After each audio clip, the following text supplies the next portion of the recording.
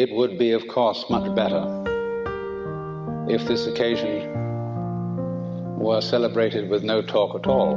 And if I addressed you in the manner of the ancient teachers of Zen, I should hit the microphone with my fan and leave.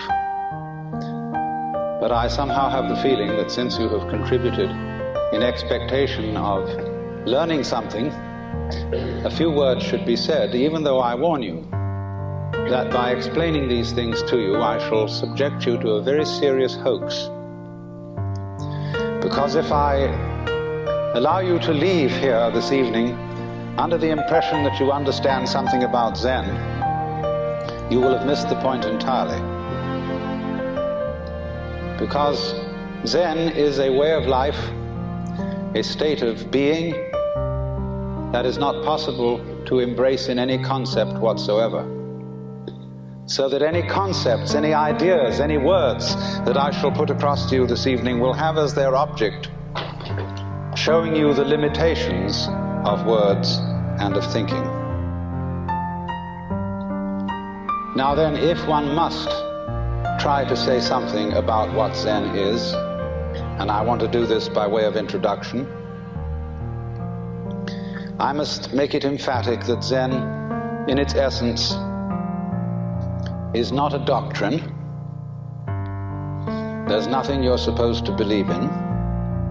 And it's not a philosophy in our sense, that is to say, a set of ideas, an intellectual net in which one tries to catch the fish of reality.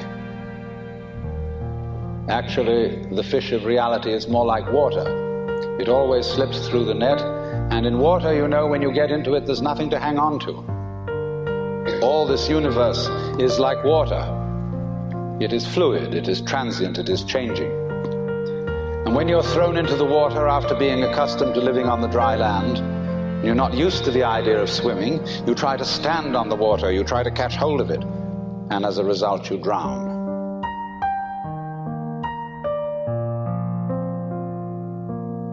And the only thing to do under those circumstances is to learn how to swim. And to swim, you relax. You let go, you give yourself to the water, and you have to know how to breathe in the right way. And then you find that the water holds you up. Indeed, in a certain way, you become the water.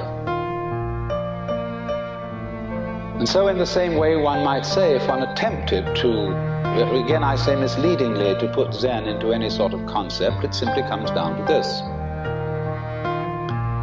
that in this universe there is one great energy, and we're all one suchness.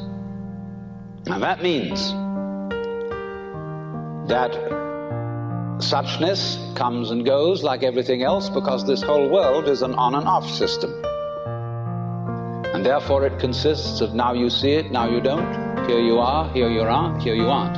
Because that's the very nature of energy, to be like waves, and waves have crests and troughs.